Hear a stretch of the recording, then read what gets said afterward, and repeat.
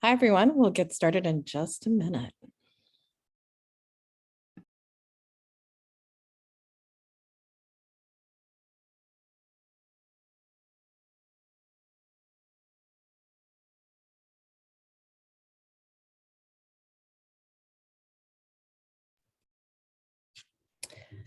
All right, as we're waiting for everyone to filter in, I'll go ahead and do some quick introductions. So hello, everyone, and welcome to 4 Ways to Supercharge Your Supply Chain in 2022. I'm your moderator, Caroline Schmidt. And in today's webinar, we'll be discussing tips on how to get informed, tools that you can use to improve performance and cost, and how to establish a communication strategy and cadence with your manufacturers. We'll start out with the presentation, and as always, we'll have some time at the end for questions. So if you have any questions that come up during the session or at the end of the session, please put those in Q&A and we will answer those as time permits. So with no further delays, I'll introduce you to our expert, Benjamin Hopwood, Head of Supply Chain. He's a global leader in supply chain management across multiple global centers, an excellent speaker, and he's had over 15 years of experience in global product development, manufacturing, and supply chain. So I'll go ahead and turn it over to Benjamin. Thanks so much, Caroline. Glad to have you guys on the webinar today. So we are Gembah, the world's first global marketplace for product development. And what we do is that we work with creators all over the world, all the way from small first-time entrepreneurs, all the way up to medium-size, $150 million types of companies and even larger, to help them with expanding both the breadth of their product offerings as well as the depth and the health of their product offerings by connecting the dots between just a disciplined product development process that allows them to identify what are feature sets that consumers are looking for. And then what is the next step for them as an organization that makes sense to offer the next big thing. But in doing that, we offer a number of different steps, everything from research to design to sourcing to supply and even logistics, in terms of getting you all the way from point A to Z in terms of your product development journey. So what does that look like? We do combined design and supply chain. So living right in that place to attempt to make sure that you have as much success as possible in going from the exact product that you want to have with the feature sets, getting to a price that makes sense for the consumer marketplace after it's been manufactured and sourced. We also have a global team. That global team covers multiple different regions, everywhere from East Asia to Central Asia, to Eastern Europe, to Central and South America, as well as North America.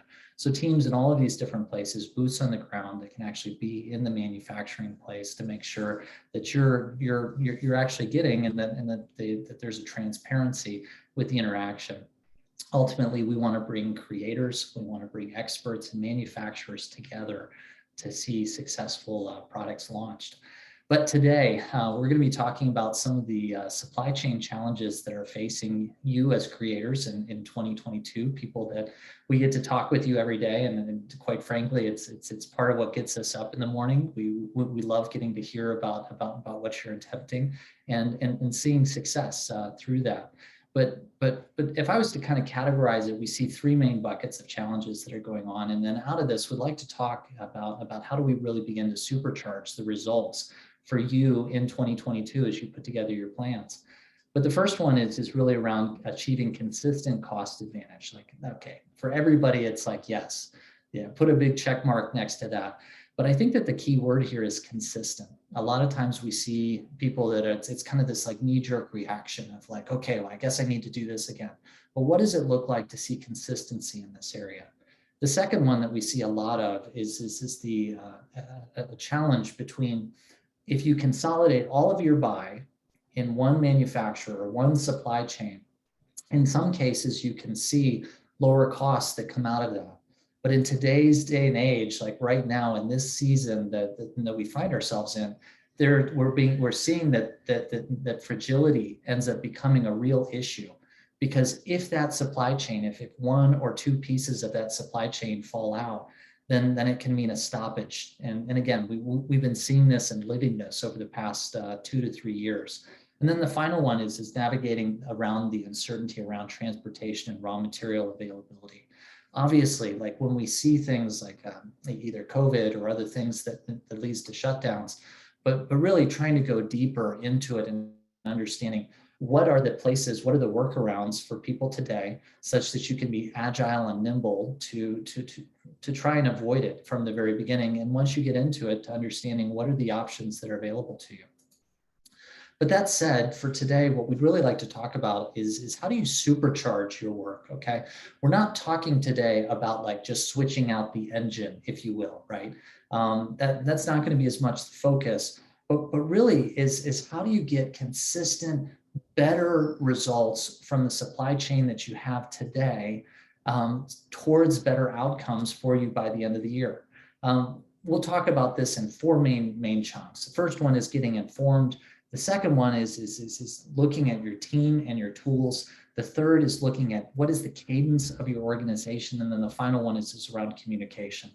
By the way, looking forward to our Q&A at the very end of this. So please go ahead and as you have questions, you can either put that in or hold until that time, and we'll go through them in more depth. So we're going to be hitting kind of, your 10,000 foot level, and then we can shoot down into some of the details of what you're seeing out there today. But the first one that I want to talk about is getting informed. Now, again, this may seem like, well, yeah, sure, of course. But oftentimes when we end up meeting with creators, there's not necessarily a lot of definition about understanding where are we now, where do we want to be. That part of it might be a little bit sketched out. But the how do we get there, what do we need to do, and then the decision process around really trying to decide how are we doing, like what is the metric, and then actually measuring to the metric. A lot of times this is not really fully understood by groups. And again, we all want to be moving fast, we want to be agile, but to an extent, sitting down, getting some time towards looking at, okay, where are we now? Where do we want to be? But then, okay, what's the next vehicle for getting there? There may be 3 different options in front of you. You might need to switch your supply chain. You might need to work with your manufacturers today. You might need to actually look at your product design. Okay, there's a number of different ways that you can approach it. And then going through and saying what must be done there and how will you measure it? What will be the outcomes for your organization by the end of the year? And then also 2 to 3 years, because oftentimes when it comes to product development, you may want to start to think in terms of S curves. Now, sometimes we might see this in technology development, but an S curve essentially says that in the beginning, there's not much improvement. Then suddenly at hockey sticks, you end up getting a lot of output for the invested time. And then at a certain point, it starts to level off again. But the reality is that you need to be starting your next S curve well before your other one is like fully like out of steam, if that makes sense. So when we look at this, that may be looking at your product line and saying, hey, we have these central pillars of our products, but we need to begin expanding out. What are some easy accessories that we can add to our product line where you might be able to go out and private label those, and you can quickly begin to test it out to see how might this work? Does this improve your flow? Does it cannibalize your flow? Another way of doing it might be to look at vertically with your product to say, what might I be doing to actually add feature sets? And if I add a specific feature set, how does that impact my supply chain? Do I need to find new manufacturers for it? Or can I stay with my existing ones? These types of choices are ones that will have impact significantly far out, but you need to be looking at that. Then the second thing is saying, where do I fit within the flow? So in the second area, you're seeing something where we're looking at who's my supplier, who are my customers, or who are the customers for my supplier? Okay, there are tools out there, tools like Panjiva and others that are available for you to where you can get a lot of insight into your overall supply chain.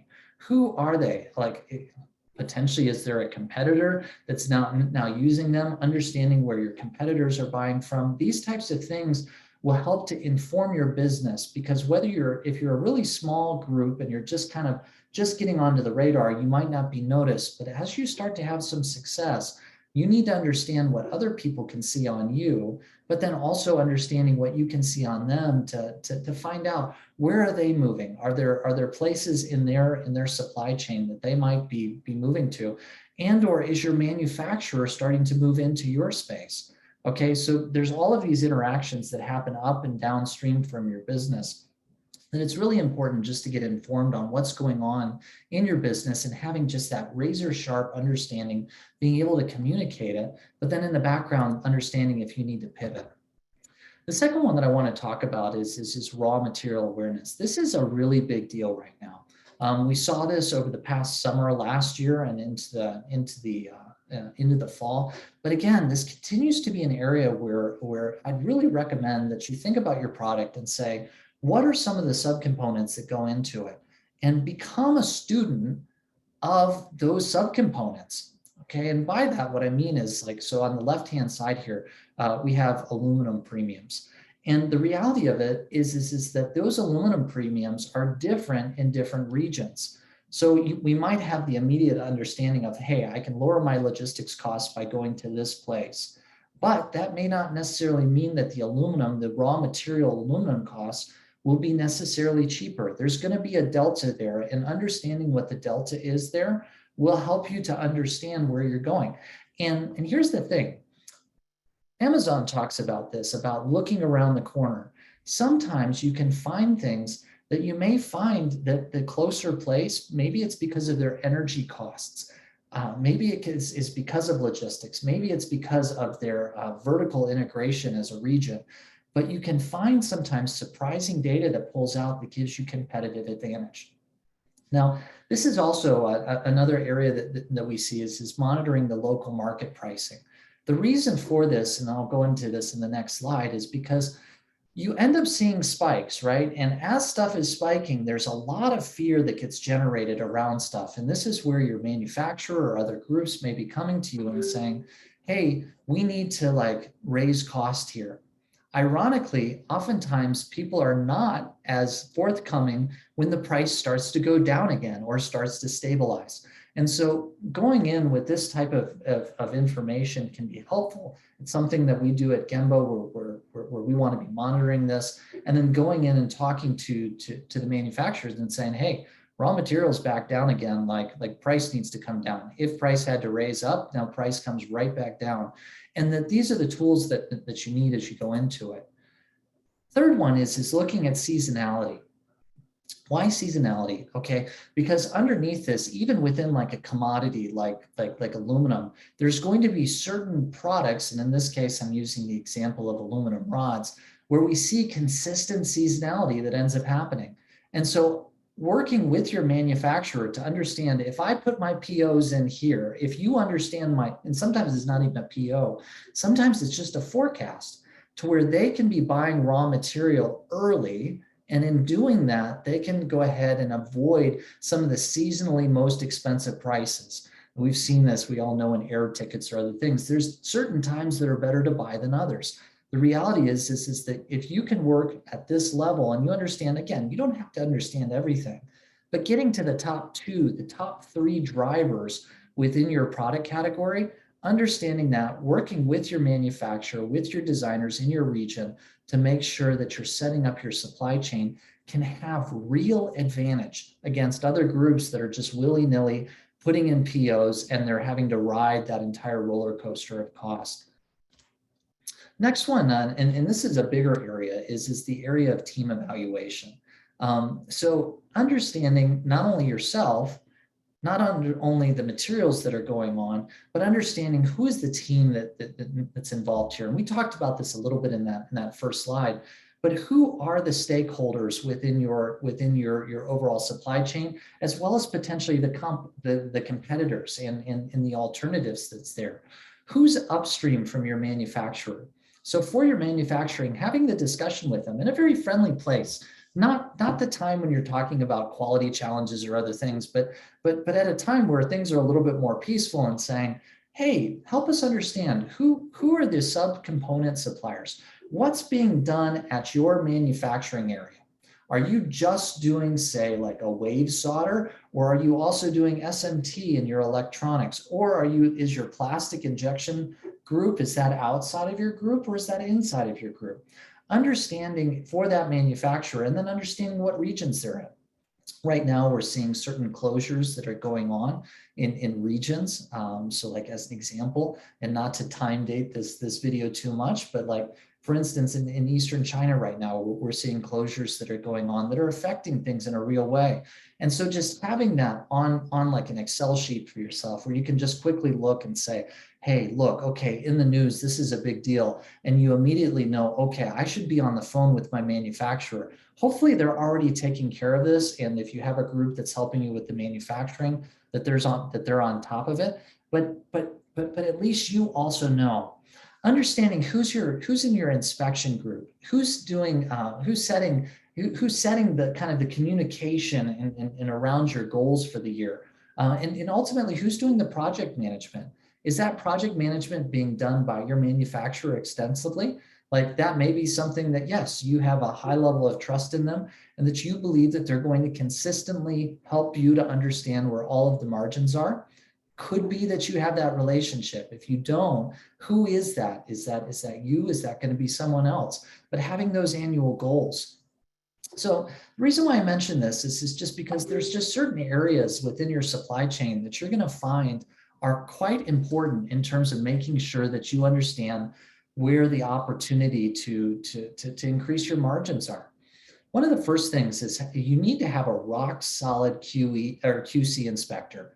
Okay, whichever group that you're using for this, you need to know that they are on your side. Why? Because this is one of the primary areas that graft can start to go into things, where if a manufacturer, and again, this doesn't happen a lot, but when it does, it's a big problem, where the manufacturer, if that QC person's on site, and if there's any money that goes under the table, so to speak, for them to turn a blind eye to your quality issues, that is a really, really serious issue for you. And either you do have visibility or you don't have visibility. And if you do have visibility today, then making sure that you're working with folks that's not going to happen, and that they have protocols in place to make sure that's really weeded out. The second one, and at Gembah, we call this our OPMs, our operations project managers. Okay, who is it who's communicating on your behalf, going in, setting the tone and the tenor for the discussions that are going to be going on throughout the year? Quarterly, what are we working towards? Annually, what are we working towards? Making sure that that's understood at the beginning so that your supplier can be working towards that.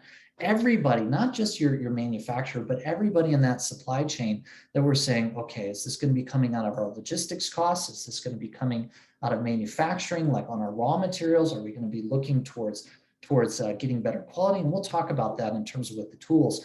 But ultimately, if you have higher quality, less stuff that's being thrown out, this should be a cheaper product for you. It certainly is for the manufacturer. And so that's going to be a competitive edge for you. And then the final one is identifying who are the middlemen, okay? Now, is this somebody who set stuff up and they're continuing to like add value into the process? If so, great, if that makes sense for your organization. But are there other middlemen that are going into this? Like, do you have a group that's just doing assembly, but really the lion's share of the work is happening at the subcomponent level? Those may be important discussions to have to understand how you can really work in a better way with groups, and to have the hard discussions, but to ultimately to capture more margin and potentially get better communication. So some of the tools of the trade that we use at Gembah, and I would encourage you, I just use some generic ones here, is one is just having a supplier scorecard. So in what I have here, we have quality, we have delivery, we have cost. Having a clear understanding with your manufacturer, with your logistics group, what is it that we're moving towards, and what is the score? What is the score that's coming out of this is really important, and then sharing it and having those discussions on a consistent basis. Another one is this is a Pareto chart. This would be common among your quality side of things, of what are the top quality issues around the product that you're making, And what is the, not just how many times does it happen, but also potentially what is the magnitude of costs that this incurs? There may be some things that happen only rarely, but have a high level of cost to your organization. Having that discussion on a consistent basis, it ends up putting you around the same table with everybody else to understand what are the pain points for my manufacturer. If that's happening in manufacturing, maybe there's design changes that we can make that just because we've eliminated quality problems will result in a cheaper product that can then either increase your margins or increase your overall portion of the market that you're capturing. But again, understanding the tools of the trade, having a group that either you're working with that's providing this, or going in and deeply understanding this. The next one to talk about would be around cadence. So having disciplined expectations, and this is one of the hardest ones for almost anybody, but understanding, having some dates around on your calendar. When will your supplier scorecard be released? Are people expecting it? Are they looking for it?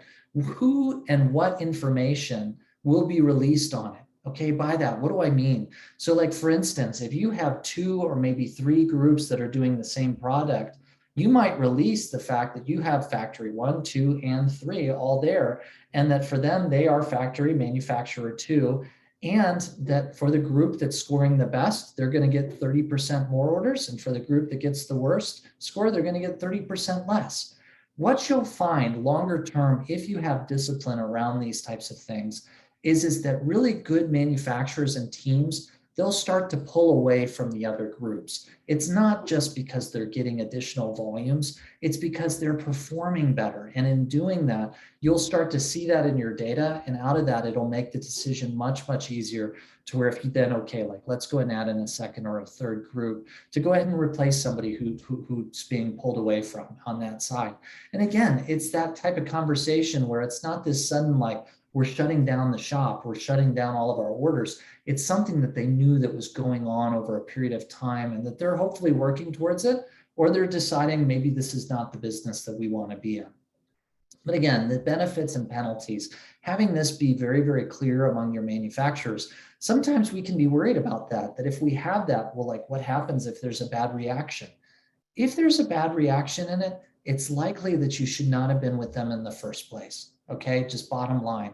Those are the types of relationships that are just awkward. And even if you gained a lot of success, it's oftentimes like that relationship, it's not going to get better. It's just going to be it's just going to be below the surface now, right? It's being hidden by margin and other things that could have been going to increase your market share or your margins, but ultimately it was lost in the process.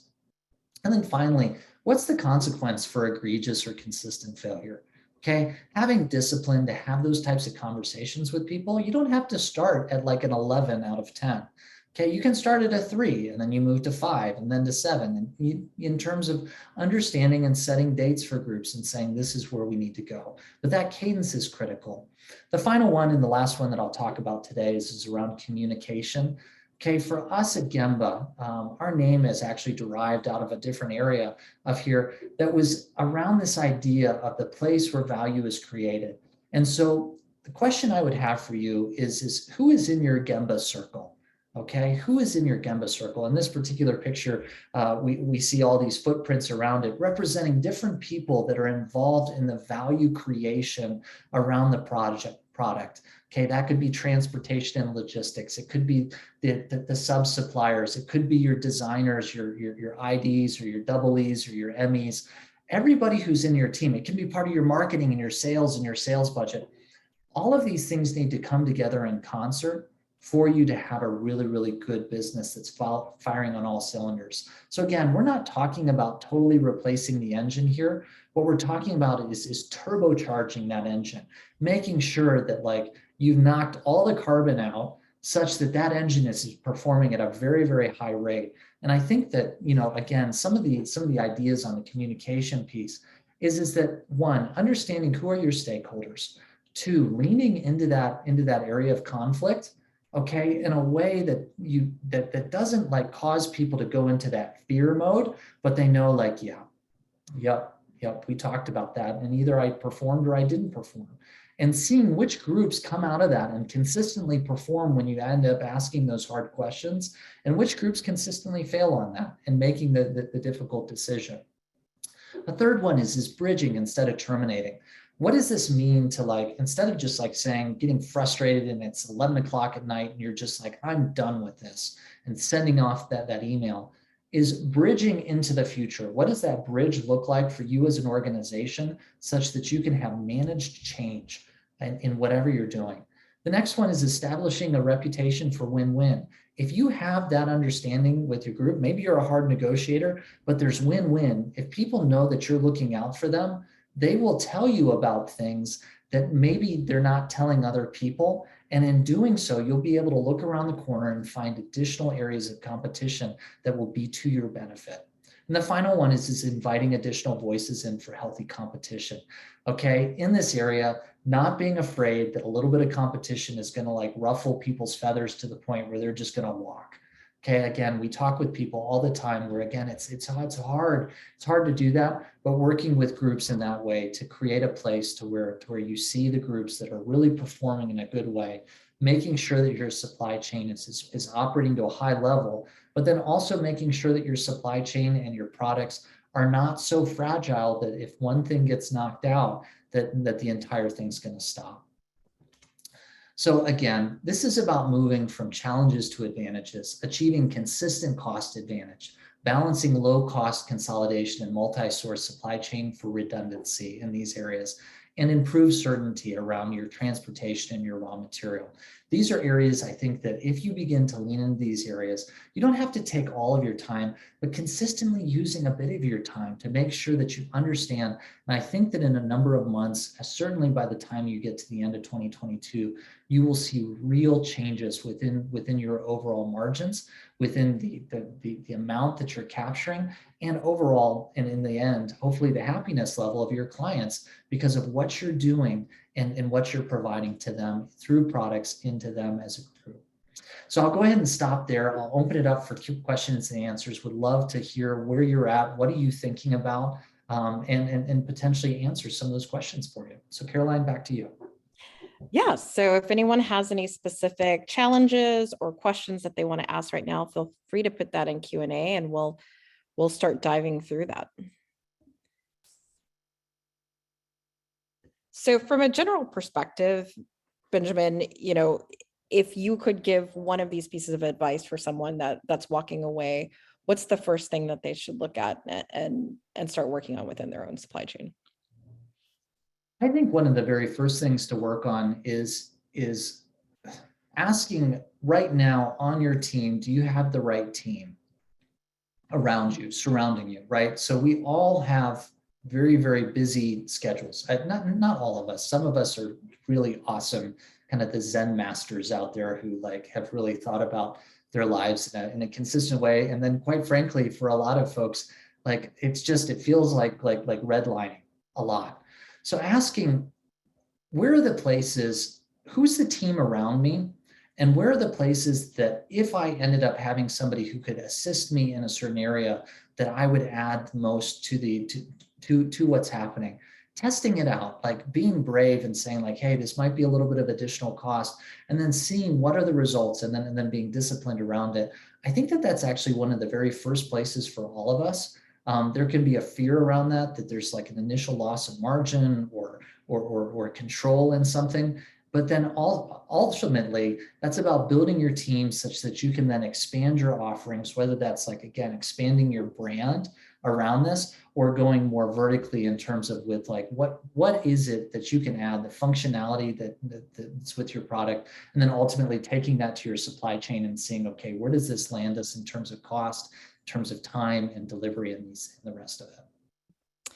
All right, we started having questions roll in. The first one, does Gembah offer a platform dashboard to monitor all these supply side metrics? Yeah, so on these supply side metrics, this has been an area that we have an internal dashboard for our teams that they're working off of. One of the areas for Gembah is beginning to offer this to you in a way that you can just sit down and doing that. I would say keep posted on that one. We will be keeping you posted, but we have things that's in the kitchen that's going to be coming out very soon that we're excited about to show you, both on the supplier side, but then also, like, for instance, on a quarterly basis, just sitting down with your team. For us, we have our client success team that can sit down with you on a quarterly basis and then work through what are the high level goals that we're working towards, and then ultimately then bringing in things like quality charts or other things for you. But then longer term, what we really want to be doing, and I expect to see this in 2022 for our teams, is then just consistently on the supplier side. What does this look like so that you can see what we're doing underneath, but that it's also visible to you as well? All right, next question from Mark is, would you help advise about futures or options to help manage project costs of materials over extended time? Would these be in other markets? Sure. So I assume by futures and options would be looking at and saying, what is it that we can place, like for instance, on the price side, what is it that you can be doing to participate in this larger material buy? Now, this really starts to go to the size of your organization. If you're talking about, like, let's say you're an organization that's doing between 20 and $50 million of business. And so your buy side might be, say, between $5 and $15 million. On that side of it, it really depends on how concentrated you are into one area. Is it around aluminum? Is it around steel? Maybe it's stainless steel. Is it around electronics? These types of things. Understanding the percentages around that is going to be key to answering that question. But generally speaking, what I would say is start at your manufacturer. Okay. The reason why I say this is because the manufacturer is, generally speaking, aggregating a lot of different groups that might be in a similar place, unless they're kind of like a captive contract manufacturer to you. They're probably got maybe between 5 and 50 other clients that are doing products that are very similar to you. Well, again, part of the negotiation is saying to them, hey, how do you guys manage this? Are they a part of a much larger group? If they are, that might be a benefit where they're actually managing this in terms of with futures or contracts. Or are they just a part of like a smaller group, or maybe them by themselves, and saying maybe they're not doing it for futures and contracts, but maybe they're setting up their annual buy at a time to where they know this is the general volatility of it. And because they have a certain amount of buy, that they're not riding that entire roller coaster. And so again, this is where I think you have to decide how big you are as an organization. Now, just to answer the question directly is if you are a larger organization, yes, you absolutely can set up the buy on that side of it. So looking at it and talking to your group and saying, especially if they're pretty captive to your orders on this side, of saying like, hey, this is the buy that we do, and then allotting that to the manufacturer. Now, there's a number of things around value add tax and other areas that you need to make sure that you keep in mind here. So like, for instance, if you're in China as an example, you need to have an organization that can not only buy the materials for you, but then can get the VAT tax receipts, such that when that then goes on to your manufacturer, those VAT tax receipts get passed along. Okay, I'd be happy to talk with you guys. If you're a larger organization, you'd like to talk, please contact us. I'd be happy to talk to you more about it.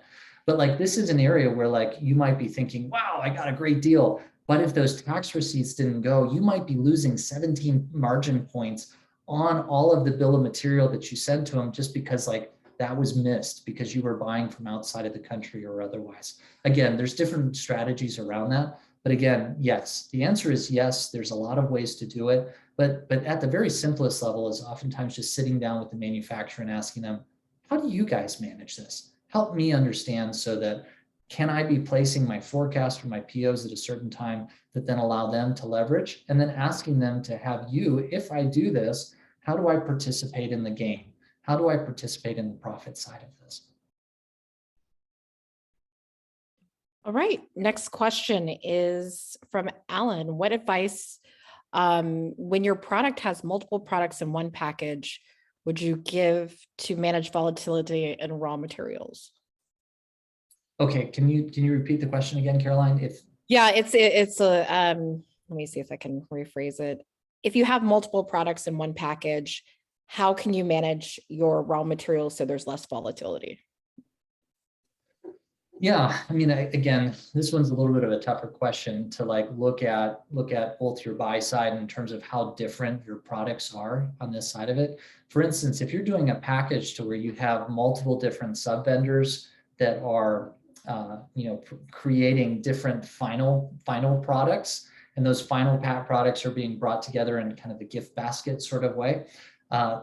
Let's talk about that as bucket one. Like maybe bucket two is like, if you end up having different products that are like, within your own brand, how do you end up looking at that? So for the first one, where you might be having this come together, one of the things is that whoever's doing your packaging, you need to make sure that like, are they just, that packaging type of aspect, like, are you just paying for that, or are you also paying for the fact that they found those other groups for you?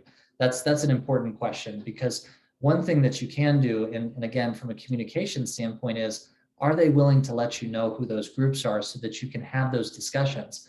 Because you may have final product 1 and final product 3 that's then going, or like sub products that go into that you might be able to consolidate those two. There might be some place that you can then look at where the raw material is coming from. But sometimes when you have that final group who's doing the assembly, they may not offer any transparency on that. And that can be a real challenge on it. If they do offer the transparency on it, again, part of it on the raw material side is like understanding for each one of those groups, is there maybe 1 or 2 raw materials that really just drive that price, and or is there something in the industry right now? So like, for instance, like chrome plating or something like that, where the local governments might actively be trying to push out, that from an area because they feel like it's polluting or doing something like that, that's driving up price, or it's making it hard. They're having to get it from a very far inland type of area. These are the types of conversations you can have around that to then understand, well, if they're already sourcing it, like maybe the group that used to be producing it is just sourcing it from like 2 states or provinces away already. Well, you might be better suited just to go and talk with that group now, because the cheese already moved on that side of it. And so just talking to them about what happens. But again, this is a lot about transparency in terms of understanding that supply chain piece. Now, if you end up having that second bucket, where again, you might have different product lines, part of this might be in your logistics side of it, like there can be consolidation plays, both for the incoming raw material as well as what's going out. So again, transportation is one, but another one is just looking at it and saying, maybe you have a number of groups that are using the raw material, but that if you could consolidate their buy underneath one group, you could actually get a better price. This is all about leverage. And don't be so worried about if you find out initially, yeah, I'm too small as an organization to make this happen. That's okay. Like then it becomes, how do you end up then grouping with potentially other groups, right? From a business standpoint, there's all sorts of places in the overall supply chain in the stream where maybe if you could combine your buy with another group who you traditionally thought of as an enemy, or maybe it's not even like a direct competitor, but it's another group who you don't see as a competitor, but they have similar raw material buy. You talk to them and you say, hey, could we maybe join up our buy together? And in doing that, you then achieve significant differentiation that's going on. I realize that this can seem like a lot of work going into it, but part of it is like, if you don't have a strategy for like making sure that you have differentiation here, be careful, because somebody might be developing one that ultimately eats your lunch longer term. And Benjamin, just to piggyback on that, Alan had mentioned that he has all the manufacturers and assembling in one manufacturing location at 10 cents per packaging. So just a little more clarity there. Sure.